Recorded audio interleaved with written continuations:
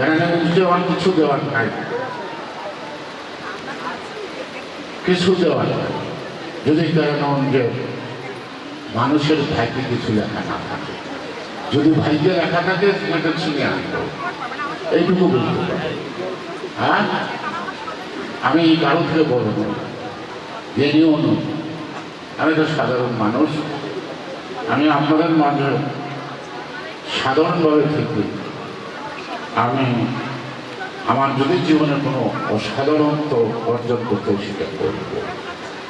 ধনীকে কদর করবো, গরিবকে পায়ে মারবো, ওই বিদ্যা আমি শিখি না। আমি গরিবের মাঝে আছি, আমি গরিবের মাঝেই থাকি।